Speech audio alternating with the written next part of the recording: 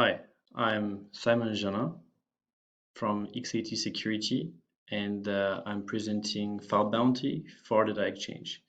It's a collaboration between me and Kaihua, Akaki, Mamageishvili, and Arthur Gervais from Imperial College and ETH Zurich.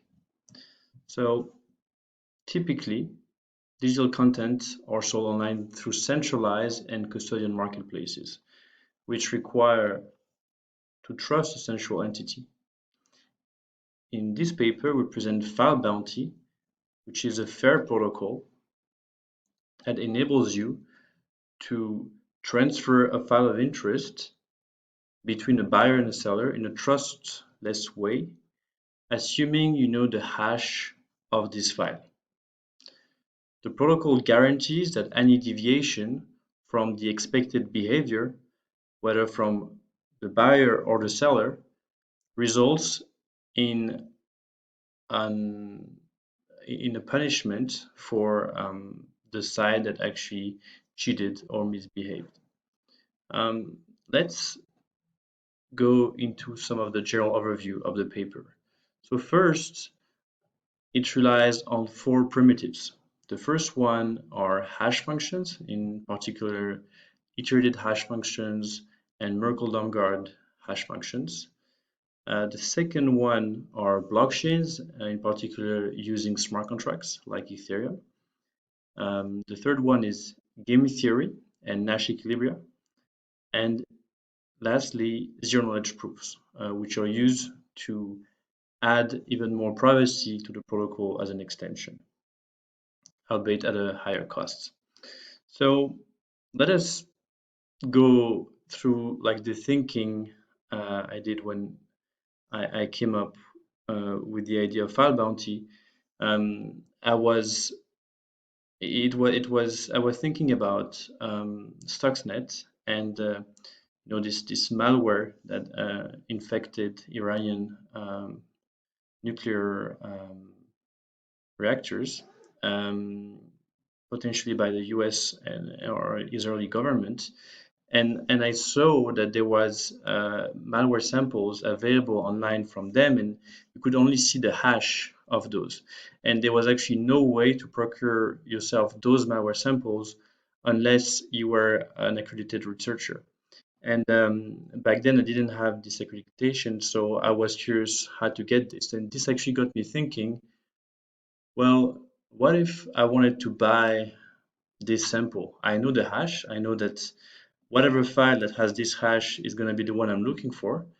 But if I wanted to buy it from someone, how do I know that I would actually get the right file where I could just verify that this is the right file after I got it? But if I had to make a payment, like how would I be sure that the person would indeed give me the right file after I give the money? Or in the other way, if I give the money after, how does this person would know for sure that I would pay him after he's given me the file? And this led me into thinking more generally about this problem, and I realized that hash functions, especially Merkle-Damgard constructed hash functions, have a property that can be used in a completely novel way. And if we just go into the diagram, we see that this is how a hash function is constructed when it comes to Merkle-Damgard. So MD5, SHA-1, SHA-2. Like you have this IV, this initialization vector, and you have a compression function f. And what happens is that you break down the file in blocks that we can also call chunks. And essentially the IV and the first chunk are hashed together or compressed together with f, which then gives an output. And then you iteratively apply like chunk k or I of the file to whatever output you had before from the compression function. And in the end, it gives you the final hash, which is what you know the file as. And I realized that you could actually use this construction in reverse. And if you have the hash, you can use this compression function as a proof of knowledge that you know the file. Because if the person knows h of f, which is the final hash of the file f of interest, then if you provide the person with the last chunk, which is only a couple bytes, and the previous state of the compression function, then the person can simply apply those two together to the function f and receive the hash. And since the compression function is strong by construction, there is no way that this person would be able, or that I would be able to construct a preimage that would actually give the final hash h of f as a result.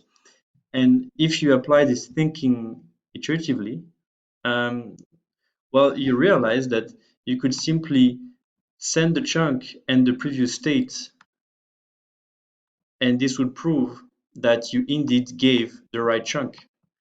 And if you, let's say here, at chunk I, then if the person got all the chunks before that and the states of the compression function as well, then he knows that h of I, so the intermediate hash at this state, is actually correct. And so inductively, we can go back to the very beginning of the file and know for sure that all the chunks that you've been sent do actually correspond to the file of interest. So this is the cryptographic thinking behind it. So let's move on to the algorithm, algorithm 1, which is here. So very simply, you have a buyer B and a seller S. They both put a deposit into a smart contract in the blockchain, and they set up a secure channel. So very simply, they exchange some information, and as I explained, they iteratively do that process of exchanging file chunks and states of the compression function. And the buyer receives that information, checks that it's correct with the compression function. And if it is, then he actually sends an acknowledgement, which is a signed message with his public key on the, or like address, essentially on the blockchain that underlies the smart contract, that then guarantees that to the seller that he actually verified this chunk. They do that iteratively over the whole file, and if there's no dispute, they simply end up both confirming that the transfer was successful and the seller receives the payment, and the buyer has the file which he knows has been checked for integrity because he actually did all the way through from like the end to the beginning, right, in reverse. So let's go through figure 2 to have a better view on how this works. So you have the buyer, they all put a deposit and the money. Seller puts a deposit as well. They exchange the file chunk and intermediate hash, and they sign acknowledgement, and the smart contract verifies that everything happened the right way. So let's go into the game theory a little bit. So the game theory guarantees that we have a Nash equilibrium. So this is on figure 3. And this is here. So here is the seller. The seller either transfers chunk n or doesn't do it. And in all cases, this tree represents what the other player will do and what the Nash equilibrium is. And we prove that since both participants are assumed to be rational and they have a deposit that they don't want to lose, they're both going to actually follow the right order of things, the right behavior. just so quickly, we can go into the proofs. So like one question is what happens if the seller pretends to own F while he doesn't? Well, in that case, it's going to be easy to prove, like simply like the seller will not be able to provide a proof, a cryptographic proof that he owns the file. So simply like he will not be able to present two pre-images that actually compress into the next into the hash of the file. And in the case where the buyer does not acknowledge a chunk, then we have to go into the theorem and use game theory to show that the buyer would not do that, because in doing so he would lose his deposits, and therefore he would not do it. And this also implies that the deposit needs to be higher than the price of the file. Just so for practical consideration, so this protocol is entirely practical. It has an on-chain cost of a couple cents in the case that the protocol happens normally, so that there is no dispute. In the case where there's a dispute, it would cost around like 20 to 30 cents, typically with the normal Ethereum price, using the normal construction. And if you want to add additional privacy, you can use zero-knowledge proofs, in which case it would cost around $1. So if you want to completely protect the file from any privacy leak, because there's a small like 64-byte privacy leak in the case of using the normal dispute mediation. That's it. So quickly, the conclusion is that we've presented a practical and efficient protocol to transfer files, money against files, over a blockchain using game theory, hash functions, and zero-knowledge proofs in the case to add privacy.